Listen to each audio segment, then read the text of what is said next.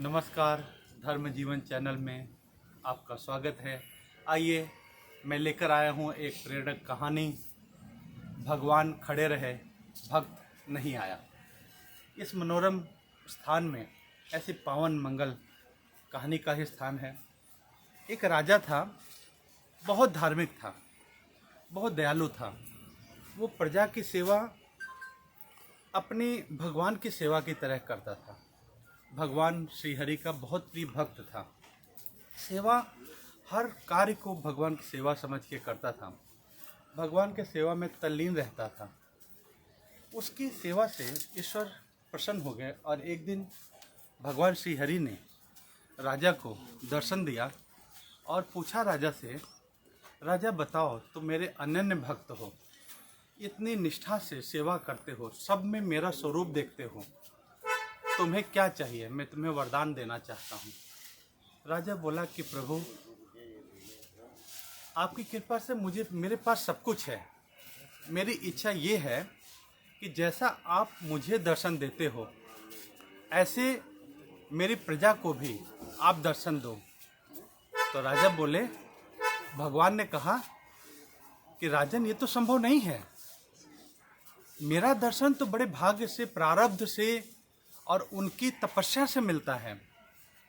राजा दयालु था, बोला नहीं प्रभु, मेरी प्रजा मेरे बालक की तरह है, मेरे संतान की तरह है, और अगर पिता अच्छा कर्म करता है तो उसका पुण्य संतान को मिलता है। आप कृपा करके ऐसा करिए कि मेरी प्रजा को भी आप दर्शन दीजिए। भगवान ने बहुत समझाया, लेकिन राजा माने नहीं।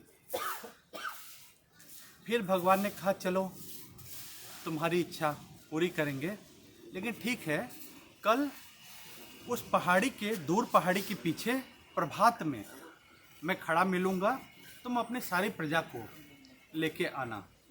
राजा ने एक दिन पहले ही ढिंढोरा राज्य में पिटवा दिया। ढिंढोरा पिटवा दिया राज्य में कि सब लोग चलेंगे और भगवान के दर्शन के लिए चलेंगे। सभी लोग भगवान के दर्शन के लिए चलेंगे, कोई भी काम छोड़ के सभी को भगवान के दर्शन के लिए जाना है। राजा ने खूब समझाया सबको। लोगों का मन नहीं था, किसी का मन था, तो लोग जैसे तैसे मन से कहे चलो ठीक है। अब प्रभात हुई। राजा सबको लेकर के बड़े श्रद्धा से, भाव से पहाड़ी की तरफ चल दिया और सबको समझाया कि देखो, भगवान के दर्शन के लिए जब आप चलोगे तो बहुत सारी ऐसी विघ्न बाधा, मोह माया की चीज़ें आएंगी। कभी समस्या, कभी परेशानी, कभी लोभ, कभी लालच, लेकिन अपना दृष्टि केवल पहाड़ी की तरफ रखना, क्योंकि पहाड़ी के उस पार ही ईश्वर के दर्शन हो जाएंगे। राजा आगे रानी को लेकर के आगे बढ़े। भगवान की माया थी, लोग आगे बढ़े। एक जगह है, उन्हें तांबे के सिक्कों का पहाड़ दिखा। लोगों की दृष्टि उधर गई, चमक रहा था। राजा ने बोला, बिल्कुल नहीं, अपने दृष्टि केवल ईश्वर की तरफ रखना, किसी मोह माया में नहीं फंसना। राजा बढ़ते रहा, लेकिन कुछ लोग अपने कदम धीरे कर लिए। धीरे धीरे उनके कदम धीरे होते गए, राजा आगे बढ़ गया। वो लोग भाग के गए और जो तांबे के सिक्के थे उसकी गठरी बनाई और गठरी बना के, बांध के वो अपने घर की तरफ भागे। राजा पीछे मुड़ के देखा, कुछ संख्या कम हो गई थी, बड़ा दुखी हुआ। फिर भी कुछ लोग बचे थे, वो चलते गए। आगे गए तो चांदी का पहाड़ दिखा। अब तो लोगों से रहा नहीं गया।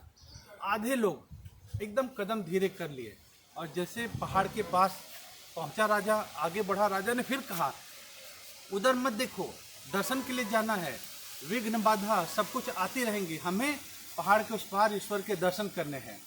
लेकिन हुआ वही, आधी पब्लिक, आधी जो प्रजा थी वो चांदी के पहाड़ की तरफ भागी और चांदी के सिक्कों की गठरी बना करके वो अपने घर भाग गई। अब थोड़े से लोग बचे, राजा रानी थे। आगे और आगे बढ़े, पहाड़ नजर आने लग गया, पहाड़ दिखने लग गया। पहाड़ के पीछे से प्रकाश भी आ रहा था देव का।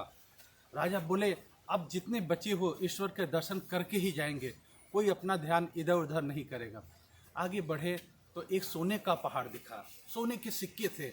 अब लोगों से रहा नहीं गया। राजा ने फिर समझाया, कुछ भी करो, सब छोड़ दो, ईश्वर के दर्शन जरूरी है। लेकिन राजा आगे बढ़ा और सारी प्रजा भाग के सोने के पहाड़ पे चली गई। और पूरे सोने के सिक्के की गठरी बांधकर वो लेके भागी। अब बच्चे राजा और रानी।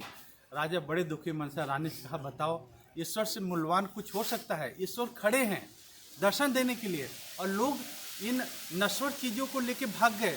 रानी ने कहा, हाँ महाराज, बड़ी दुख की बात है। आगे बढ़े तो स्वर्ण में सतरंगी आभा दिखाई दे रही थी, प्रकाश निकल रहा था। रानी की दृष्टि उधर गई, देख रहे हीरे मोतियों का पहाड़, जवाहरात पड़े हैं। अब रानी भूल गई सब कुछ, इतने हीरे मोती, इतने जवाहरात। रानी भागी, राजा समझाते रहे, फिर भी रानी भाग गई। और भाग गई रानी, और जा करके उन्होंने अपने पल्लों में हीरे मोती बांध लिए। उनको लगा कि कम है, अब अपनी साड़ी आधी खोल ली, उसमें और बांध लिए। रानी की आत्मा में संतोष है, उन्होंने पूरी साड़ी खोल लिया। उन्हें इस बात का आभास ही नहीं रहा, भान नहीं रहा कि मेरे शरीर पे वस्त्र नहीं बचा है। उन्होंने पूरा हीरे मोती की गठरी बांधी, सर पे रखा और वो राज की तरफ गई कि चलो भगवान के दर्शन तो फिर भी कर लेंगे। राजा बड़े उदास मन से जैसे पहाड़ी पार करके खड़ा हुआ, वहाँ पे ईश्वर खड़े थे, मंद मंद मुस्कुरा रहे थे। बोले, राजन, कहाँ है तुम्हारी प्रजा? मैं तो दर्शन देने के लिए खड़ा हूँ, कोई आया क्यों नहीं? राजा दुखी मन से आंखों में आंसू लेके बोला, प्रभु क्या करूं, मैंने बहुत प्रयास किया, लेकिन हुआ वही, भगवान दर्शन को खड़े रहे और भक्त नहीं आया।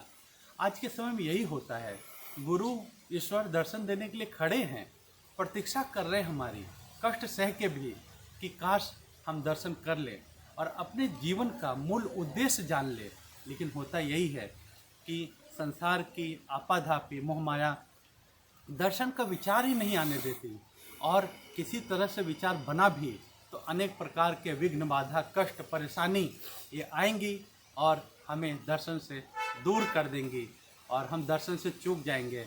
इसीलिए कहते हैं कि कबीरा पूर्व के पाप से हरि चर्चा न सुहाए, जैसे ज्वर के कोप से भूख विदा हो जाए। अगर पुराने पाप पड़े हैं तो भूख भी नहीं लगेगी, बुखार है तो भूख नहीं लगेगी। तो करना क्या होता है कि अगर ज्वर है तो जबरदस्ती कड़वी औषधि भी देनी पड़े तो देना पड़ता है, तभी कल्याण होता है। इसी तरह से ईश्वर और गुरु के दर्शन का जब भी अवसर मिले तो सब काम छोड़ करके, किसी भी तरह से सब काम छोड़ करके पहला काम ईश्वर और गुरु के दर्शन के लिए जाना चाहिए। क्योंकि जो सोना, चांदी, हीरा, मोती या संसार की चीज़ हम इकट्ठा कर रहे हैं, वो सब छोड़ के हम जाएंगे कहाँ? ईश्वर के, गुरु के धाम। तो जहाँ जाना है उसकी तैयारी पहले कर लें, और जो छोड़ के जाना है उससे समय बचाएं। और ये कहानी के माध्यम से मेरा संदेश है आप सभी तक ज़रूर पहुंचा होगा, और कहानी प्रेरक लगे तो औरों तक ज़रूर भेजिए। सभी को हरिओम, हरिओम, हरिओम।